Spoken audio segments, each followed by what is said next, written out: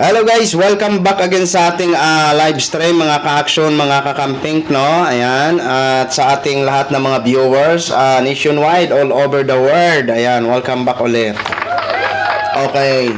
So, atin lang po ito pag-usapan mga ka-action, no? Ang kasinungalingan nito ni Cassandra Ong. Kahit booking na, hindi pa talaga umaamin, 'di ba? So alam naman po natin ngayon na nakasalang pa sila hanggang ngayon, sila ni Alice Go, ni Go Waping at ni Baterna, at ito nga po si Cassandra Ong. So dito kasi may pinakita diyan si Kong Barbers, no? Pero talagang magaling magpalusot, no? Pero kung sa palagay niya is napapaikot niya ang Kongreso, sa palagay natin, alam ng Kongreso na siya ay nagsisinungaling. Kahit naman sa atin, alam po natin na siya ay nagsisinungaling, no? So dito po mga ka-action, panoorin po muna natin ito. May isa kasing picture dito si Cassandra Ong na nag-graduate, na nakasuot ng pang-graduate. Kasi sabi niya is elementary lang daw siya o hindi siya nakatapos ng elementary. So ito po, panoorin niyo po ang kasinungalingan ni Cassandra Ong. Alala mo lang na yung huling nandito ka, tinanong kita, no, kung saan ka nag-aral. Yun ulit ang tanong ko sa iyo ngayon. Saan ka nag-aral? Sa Pilipinas po. Sa Pilipinas. Opo. Anong school? Chinese school po. Chinese school. Opo. Saan? Sa Binondo. Sa Binondo. Binondo Chinese School. Anong pangalan ng Chinese school? Isipin niyo mga ka-action, mga kakamping ha. 24 years old pa lang, ito si Cassandra Ong. Napakasimple ng tanong, pero tila ba pinag-iisipan? At para hindi siya masyadong nagkakamali, kaya binabanggit niya Chinese school. Pero dapat pangalan ng eskwelahan. Kung totoo na dito ka nag-aral, napaka-imposible naman na hindi mo agad masagot-sagot kung saan ka nag-aral at ano ang pangalan ng eskwelahan. Hindi yung lilingon ka pa na para bang pinag-iisipan mo pa, di ba? Halatang halata po na sinungaling po ito si Cassandra Ong, mga ka-action. Tuloy po natin ito. School. Manila Patriotic, yung last po ba? Ba't marami ka bang pinasukang eskwelahan? Sa elementary muna. Sige, sa elementary. Saan ka nag-aral? Elementary.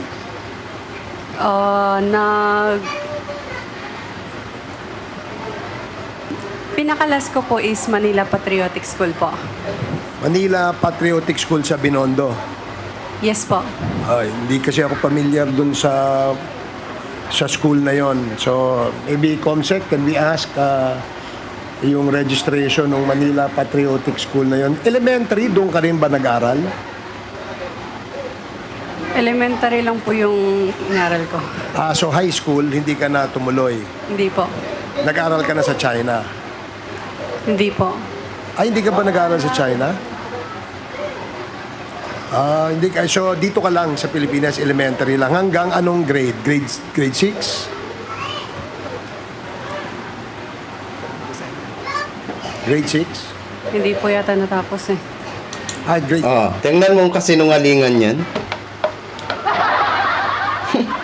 Pati pag-aaral niya sa elementary, hindi niya alam, may yata pa. Hindi niya, ang sabi niya, hindi yata natapos eh. 'Di ba? Alam niyo, sa totoo lang, kung talagang may kaso ito si Cassandra Ong, at dapat sa korte na 'to eh. I-korte na lang 'to eh. Kasi sa totoo lang, no, nagsasayang ng oras eh. 'Di ba? Si Alice Go ganun din. 'Di ba? Total may mga kaso naman sila sa korte. Wala, doon na lang sila sa korte magpaliwanag kasi doon kailangan sila mapiga doon. 'Di ba? Dito kasi parang man kasi na parang nalalayo sa 'di ba? Nakakadismaya. Ayun, klarong-klaro naman 'yan na nagsisinungaling. Imposible naman na pati pag-aaral mo sa elementary hindi mo alam kung natapos mo o hindi. Pambihira ka naman, Cassandra Ong, oy. Grade 5. So, meron akong picture dito. Nakatoga ka ng graduation. Ay, ito, mukhang high school graduation yata to o college. Can we ask the page to please show this to Miss Casiong? Anong school to? Public school po yan, ALS po. Pero po, hindi po yan natapos. Bali, parang pumunta lang ako ng ilang beses. Oh, pero yung ALS, di ba, high school yan? Di ba yung pang high school yung ALS, di ba? Parang, Oh. Alternative. Isipin nyo yan ha. Every time nasasagot siya, lilingon doon sa likuran. Di ba? Lilingon sa likuran. Alam niyo mga ka-action, hindi ako naniniwala na ito ay elementary lang o hindi natapos ang pagiging elementary niya. Grabe ha. Maraming negosyo. Naging stockholder. Di ba? Magaling mag-English. Magaling mag-translate sa China. Yan ba yun? Masasabi ba natin na hindi nag-college? Di ba? Eh, kung sa tingin mo, Cassandra Ong, napapaikot mo ang kongreso, yan ang tingin mo. Pero alam namin na hindi mo kayang paikutin yan. Sinasakayan ka lang yan. Di ba? Oh. Imposible naman na elementary graduate, ganun ka. Genius. Di ba? Oh. Yung ALS, high school po yan. O anong ibig mong sabihin yan na hindi mo natapos? Bakit ka nakatuga ng pang-graduate? Huwag mong sabihin na sinuot mo lang yan at nagpa-picture ka. Di ba? Oh. Ang galing mo magpalusot eh. Pero sa amin na nakakaintindi, wala. Ano yan? Kumbaga, false yan na mga palusot mo. Puro kasinungalingan. Active learning system, di ba? So, meron kang, nakarehistro ka, no, sa DepEd na nag-avail ka ng ALS. hindi ko po sure, Hindi. Mr. Chair. Kasi, paano ka naka-enroll sa ALS kung hindi ka, kasi pag nag-enroll ka, syempre, mariregister yung pangalan mo ron, di ba? Di ba? Opo. Mr. Mr. Chair. Ganda nga ng picture mo rito, graduate ka, oh. Sabi ni Ronaldin Baterna, di ba? Sa sa Manila ito. Ay, hindi ba ikaw nagsabi noon? Akala ko si Ronaldin eh. So di ba? High school graduation picture niya to. So, Sa ALS po yan, Mr. Chair. Tapos, nakipicture lang po ako dyan. Sabi ko nga sa inyo, yun ang palusot eh. So, suma total, sinuot niya lang ang tuga at nagpa-picture siya. Pwede mangyari na nagpa-picture siya. Di ba? Pero, wag mo kaming lokohin. Magaling ka mag-English, magaling ka magsalita, magaling ka mag-transfer mag-translate ng mga salita ng Chinese. Tapos, negosyante ka, stockholder ka, tapos sasabihin mong elementary graduate ka. Aminin mo man yan sa hindi, graduate ka man o sa hindi, aminin mo man o sa hindi kami naniniwala na ikaw ay elementary lang. Sabi ko sa inyo, yun ang palusot eh. Hindi, kasi uniform yata ito ng Chiang Kai-shek. Hindi ba? Hindi ka ba sa Chiang Kai-shek? Meron ka pang award dito merong... So, ito... bakit ka may ganitong picture? Oh, yun pala eh. May award pala eh. Ibig sabihin, nag-graduate siya dyan. Di ba? May award nga eh. Yan. How do we show this? Ayan. Pakita nga kaya. Mr. Chair, in the spirit of generosity, maybe we can share the picture in our LED screens on both sides. O sige, pakiya nga. Secretariat, pakinga.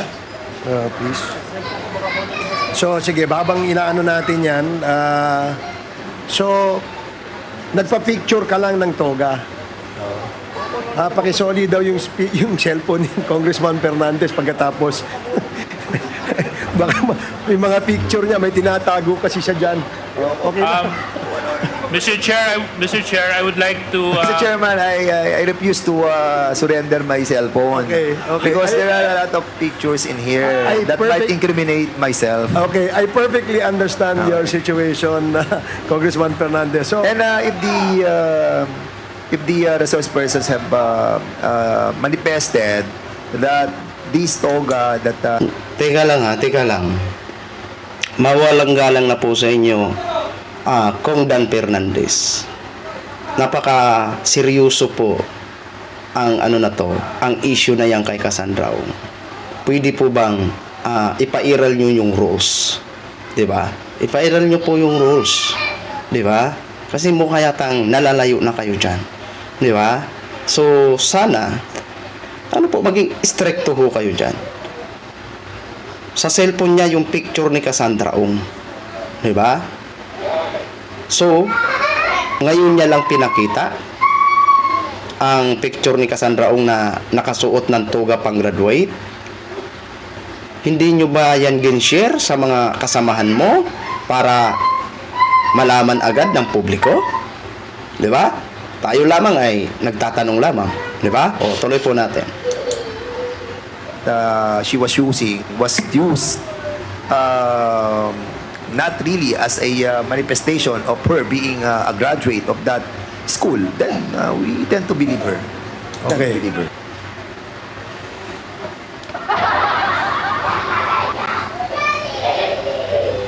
Si Kong Dan Fernandez yata naniniwala kay kay Cassandra Ong. Believe her.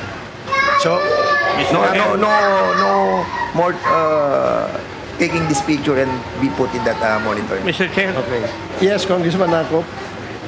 Nung una po, may mga impormasyon si Honorable Fernandez na hindi ko alam eh. Ngayon, ito na naman.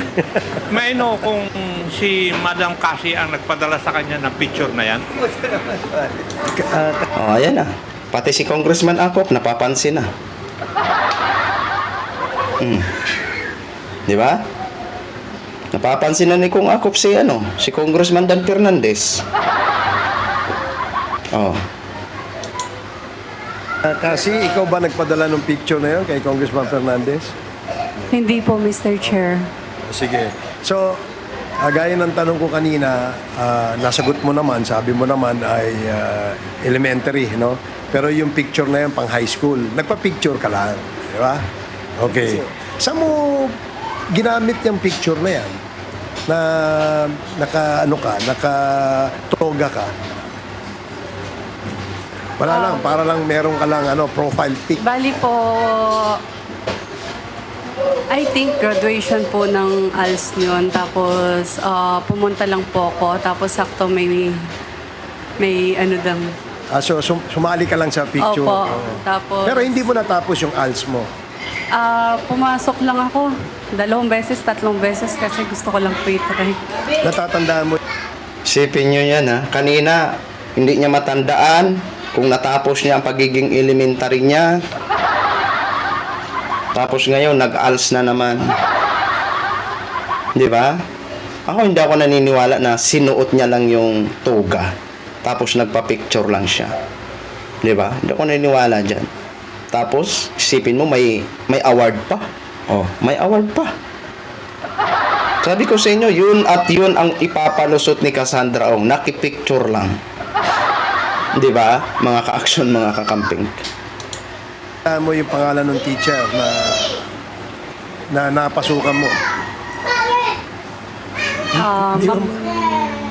Ma'am Daisy? Daisy. Opo. So, wala ka ring teacher na Rubilin na pangalan? Wala, no? Sige. Ayan Di ba? Kayo na lang po. Bahala na kayo kung ano magiging opinion nyo dyan. Pero kung para sa akin, kung total, hindi naman talaga sila mapipiga at hindi talaga sila umaamin dyan. Kung may mga kaso na sila sa korte na lang siguro dyan. At fokusan nyo na lang ang ibang issue. Di ba? Bahala ng korte dyan. Di ba? Kasi kung ganun at ganun lang naman yan ang mga katanungan, di ba? Na ano ba? Ang iba dyan, nagtatawanan. Di ba? Nagtatawanan sila Alice ko kanina habang nagtatanungan ang iba. Di ba? Eh, kung ganun lang naman, hindi nyo rin mapapaamin yan kung para sa akin lang itong mga ka-action, mga kakamping. Kung may mga kaso na yan na nakasampa sa korte, ikorte na lang. Di ba? At pagtuunan na lang ng ang mahalagang issue pa. Di ba? By the way, mahalaga talaga yan dapat. Mahalaga talaga dapat yan. Kasi hindi po ito biro na issue. Di ba? Pero kung ganun at ganun lang naman, na hindi talaga sila umaamin, di ba?